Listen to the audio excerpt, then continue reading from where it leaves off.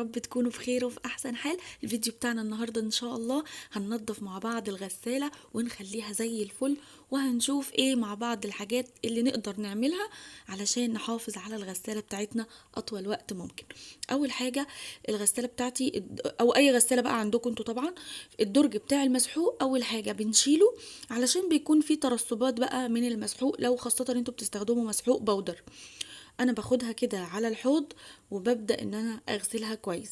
الغسالة او اي جهاز كهرباء عندنا في البيت لازم نحافظ عليه كويس. طول ما احنا محافظين على الاجهزة هتعيش معانا فترة اطول وتدينا نتيجة افضل. طبعا لو استهونا بيها وما تعملناش معاها كويس الجهاز هيبوظ والكفاءة بتاعته هتقل. تمام. خلينا متفقين ان احنا يعني مش كل يوم هنشتري جهاز كهرباء، فلازم نحافظ على الأجهزة دي، وخاصة ان الأجهزة الكهرباء بتبقى من الحاجات الضرورية في البيت، غسالة، تلاجة، ديب فريزر، مايكرويف، فلازم نحافظ على الحاجات دي كويس قوي. انا هنا خدت الدرج بتاعي وحطيت عليه فيري من بتاع المواعين وابتديت اغسله بالفرشة كويس جدا علشان اشيل اي ترسبات موجودة في الدرج. وبعد كده بغسله من جوه ومن بره كويس جدا. بعد كده بشطفه وبسيبه يتصفى. تمام. علشان الغسيل بتاعك يطلع كويس ويطلع نضيف بتعملي العملة دي مرة واحدة في الشهر. مرة واحدة كفيلة جدا ان هي تنظف الغسالة من جوه والحلة بتاعتها تكون كويسة. طيب، انا هنا عمالة اغسل في الدرج كويس.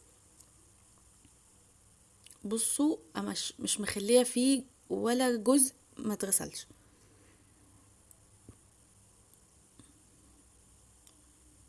الفرشة هتسهل عليكم وهتوصل للأماكن اللي ايديكم مش هتعرف توصل لها.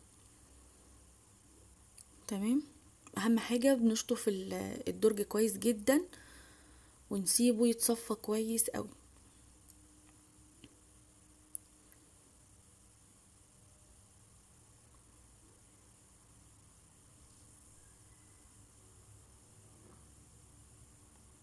طبعا الغسالة يعني مش بيعدي يوم غير لما الغسالة بتشتغل، او يوم من بعد يوم ده بالكتير قوي. فزي ما هي قايمة معانا بالواجب لازم بقى ايه، نروق عليها كده ونظبطها علشان تدينا كفاءة كويسة وتديكي نتيجة كويسة وما تبوظلكيش الهدوم. انا كده خلاص غسلت الدرج كويس قوي وهسيبه يتصفى، وهنروح بقى نشوف هنعمل ايه تاني. البخاخة دي انا حاطة فيها مية وخل وجنرال، ما عندكوش جنرال ممكن مية وخل بس هيأدي الغرض وهيبقى تمام. انا بخيت كويس قوي في الدرج بتاع الغسالة نفسه، مطرح الدرج اللي انا شلته ده برضو بيكون فيه بواقي من المسحوق. غسلته بالفرشة كويس قوي. انا علشان ايدي صغيرة فدخلت لجوه الدرج جامد جدا. انتوا لو مش هتطولوا او لو الجزء بتاع الدرج ده صغير عن كده ممكن بفرشة اسنان، فرشة كده بتاعت اسنان تكونوا مش بتستخدموها، او فرشة تخصصوها للغسالة، وهتظبط الدنيا يعني وهتوصل للاماكن كلها. بعد ما عملت الدرج هجيب بقى الحلة واللي هو الجوان بتاع الغسالة، هرش برضو عليهم مية وخل وجنرال. الجوان ده طبعا من الأماكن اللي بيتركز فيها المية والمسحوق، ولو اتراكم فيها بيعمل ريحة مش كويسة. فطبعا بعد كل غسلة لازم الجوان ده يتنشف كويس قوي، لأنه لو ما تنشفش المية بتقعد جواه وطبعا هتعمل ريحة فظيعة. فانا بحافظ عليه بان انا بعد كل غسله اول ما بفضي الغساله على طول بنشف الجوان ده كويس قوي. انا هنا الفرشه اللي معايا دخلتها جوه الجوان لما رشيت عليه ميه وخل وجنرال، وابتديت بقى ان انا ادعكه كويس قوي من جوه وبره ومن الزوايا. بصوا،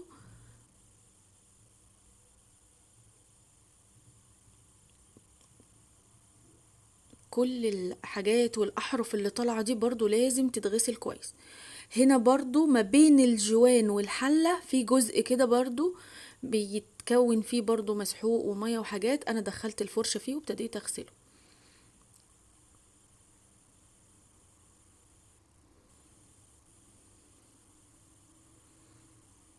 انا كده اهو ما خليتش جزء فيها من جوه الا ما تنضف. طبعا الدرج اللي تحت ده بتاع الفلتر انا فكيته.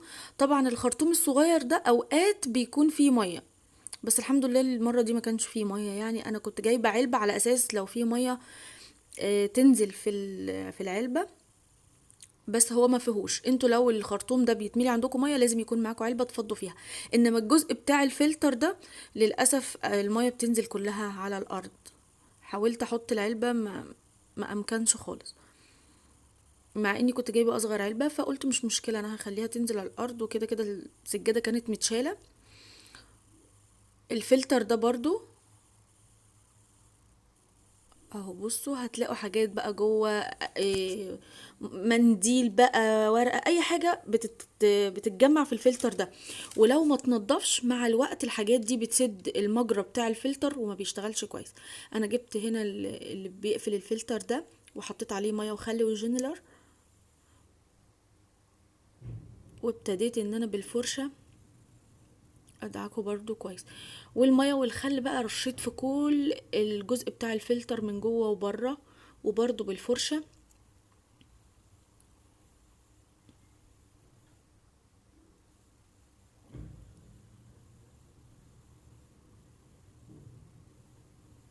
غسلته كويس جدا.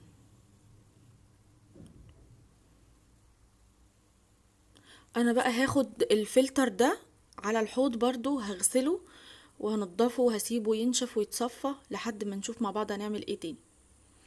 هنا برضو بصوا جنب الباب بتاع الغسالة في زوايا كده، دي برضو بتجمع اتربة، فطبعا لازم برضو نغسلها كويس. من الحاجات اللي انتوا لازم تعملوها وتبقى من ضمن الروتين الشهري بتاعكم ان انتوا تنضفوا الغسالة. لو انت عمرك ما عملتي دورة التنظيف دي بتاعة الغسالة اعمليها وبجد هتنبهري من النتيجة. انا كده كنت نشفت كويس المكان ده وركبت الفلتر تاني، والجزء اللي بيسد الخرطوم ده كمان ركبته.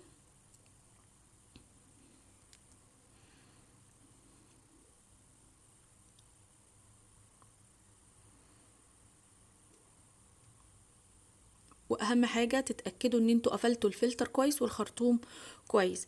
وقفلت كمان الباب. طبعا هنا الدرج كان نشف خلاص وبقى نضيفه زي الفل، هرجعه مكانه. هتضغطوا برضو على نفس القطعة اللي انتوا دوستوا عليها عشان تخرجوا الدرج، ورجع مكانه. جبت عندي ازازة خل.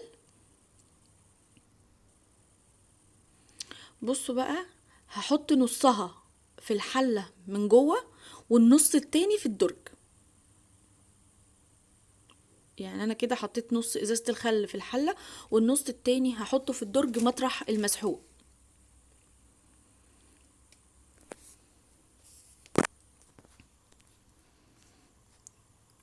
الخل بينضف وبيعقم وبجد هيفرق مع الغسالة كده وهيخليها تبقى ريحتها كويسة. هبدأ بقى احط عندي معلقة بيكربونات صودا او كربوناتو زي ما بتقولوا. هحط معلقة في الحلة ومعلقة في الدرج.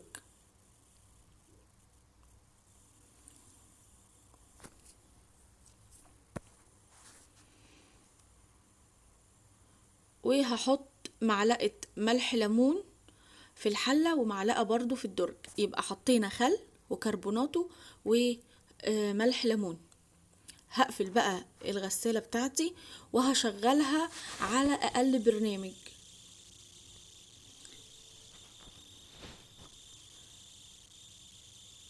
انا اقل برنامج عندي اللي هو الغسيل السريع، بيبقى مكتوب عليه كويك.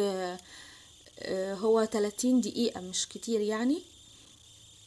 وببدأ اشغلها وهي بقى هتظبط نفسها، هتشغل الدورة بتاعتها كاملة.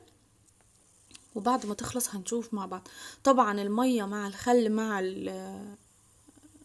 ملح الليمون والكربونات هيعملوا تفاعل، هينضفوا كل الفتحات اللي في الحلة بتاعة الغسالة كويس، هينضفوا المجرى بتاعة المية، هينضفوا الفلتر، هيعملوا تعقيم لكل الحاجات دي.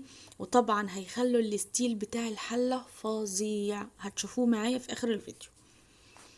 هنا كده الغسالة ابتدت تملى مية وابتدت ان هي تشتغل. طيب على ما هي تخلص الدورة بتاعتها هتكلم معاكم في كام نقطة. اول نقطة قلتها لكم ان لازم نعمل دورة التنظيف دي بتاعة الغسالة مرة في الشهر على الاقل. تمام. جربوا بقى بعد ما تعملوا لها دورة التنظيف دي تغسلوا حاجات بيضة، ملايات بيضة، لبس. هتلاقوا الغسيل الابيض منور، لان يعني لو غسلتوا فيها غوامق او الوان مش هيبان قوي الفرق، يعني هيبان قوي في اللبس الابيض.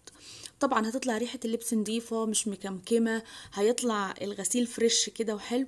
طبعا زي ما قلنا بعد كل غسلة لازم لازم لازم ننشف الجوان بتاع الغسالة كويس قوي، وكمان ننشف الحلة، ونسيب باب الغسالة مفتوح. طول ما باب الغسالة مفتوح هيدي تهوية للغسالة ومش هيعمل ريحة كمكمة. طبعا الجوان ده او الكاوتش بتاع الغسالة من الاماكن اللي بتجمع المية، فلازم ينشف كويس. هنا كده الغسالة كانت خلصت الدورة بتاعتها، فاضل لها خلاص دي اخر دقيقة وهتخلص.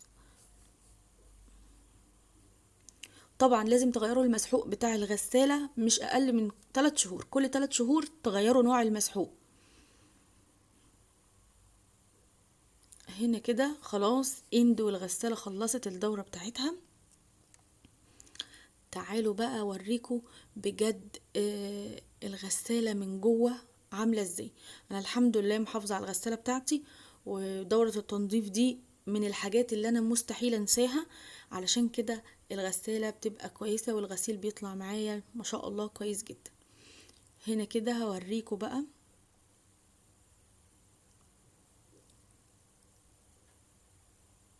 بصوا بصوا الجوان نضيفه زي الفل.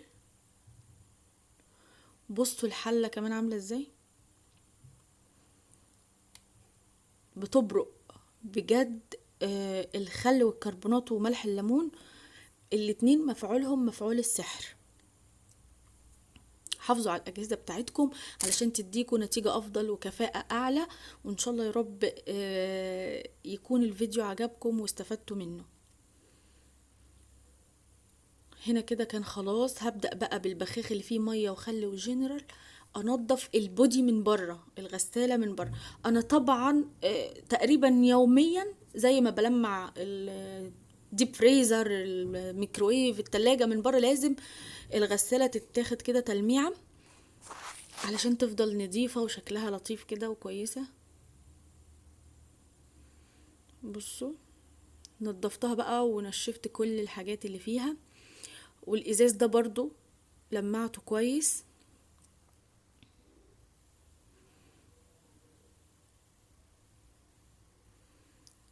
وبكده نكون خلينا التلاجة قصدي الغسالة، سوري، الغسالة زي الفل.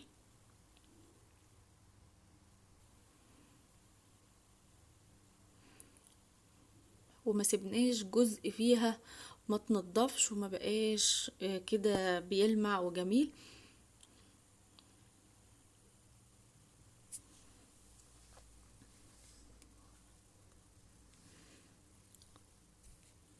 اتمنى يا رب الفيديو يعجبكم. ما تنسوش لايك للفيديو وشير وكومنت حلو زيكم. هستنى رأيكم في الكومنتات. باي باي، مع السلامة.